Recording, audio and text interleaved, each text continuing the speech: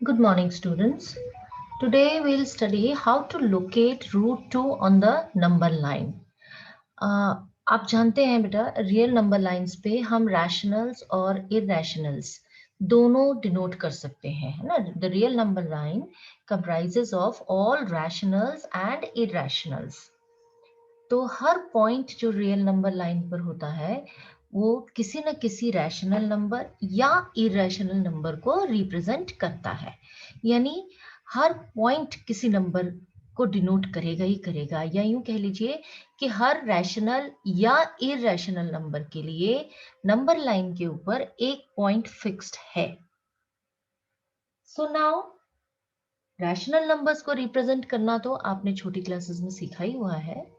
Now today we'll represent irrational number on the number line.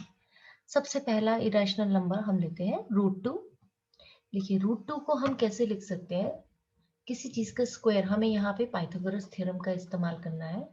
तो 2 can be written as 1 plus 1. This is nothing but 1 square plus 1 square. Now this is the number line.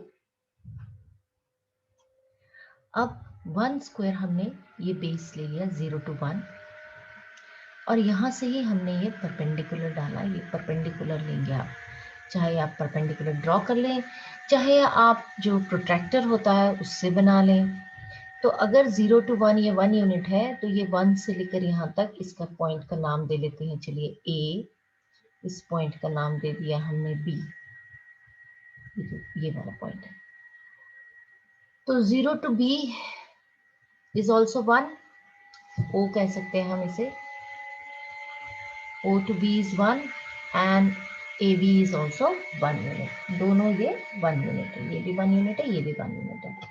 अब जब हम इसको ऐसे join कर दें OA, this is hypotenuse, क्योंकि ये हमने 90 डिग्री का एंगल बनाया है. तो this hypotenuse OA is nothing but 1 square plus 1 square, that is 1 plus 1 under the root, that is √2. तो ये आ गया आपका √2. अब इसे नंबर लाइन पे लाना है. कंपास का पॉइंटर रखेंगे आप इस O पॉइंट पे, और पेंसिल जो आएगी कंपास की A पर आएगी और आर्क खींच देंगे आप. जिस जगह पे ये आर्क आई, ये पॉइंट, इसको नाम दे देते हैं चलिए D.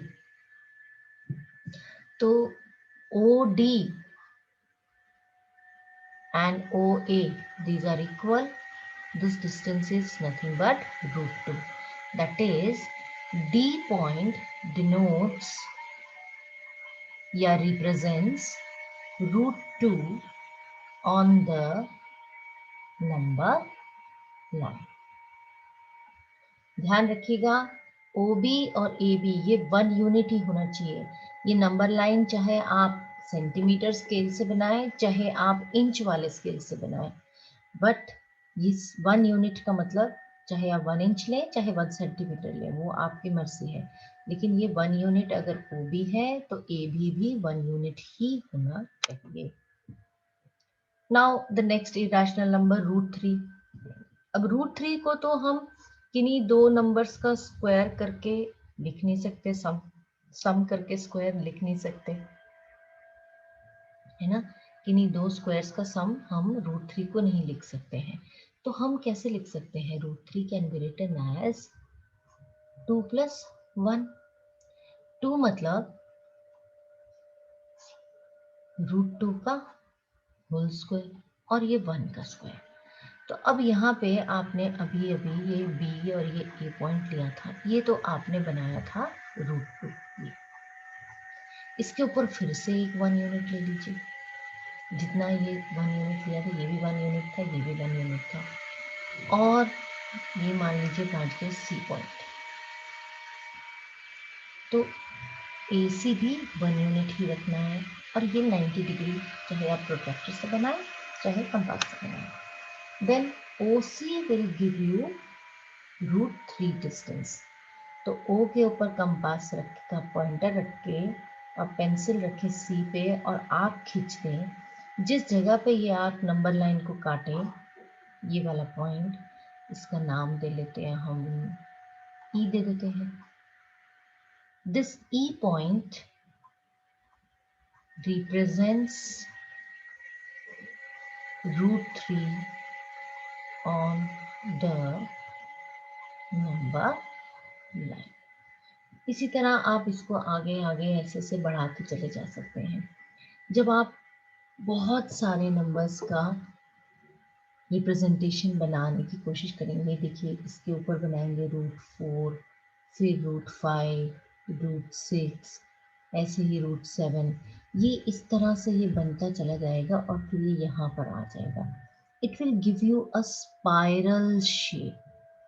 इसको हम स्क्वायर रूट स्पाइरल भी कहते हैं। स्क्वायर रूट्स को हम रिप्रेजेंट करने की कोशिश करते हैं जब नंबर लाइन पे, तो ये इस तरह से जो शेप आएगी that is called a square root spiral.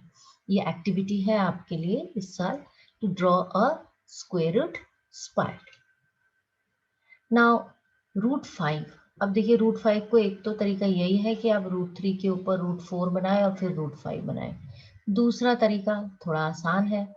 5 को हम कैसे लिख सकते हैं? 4 + 1।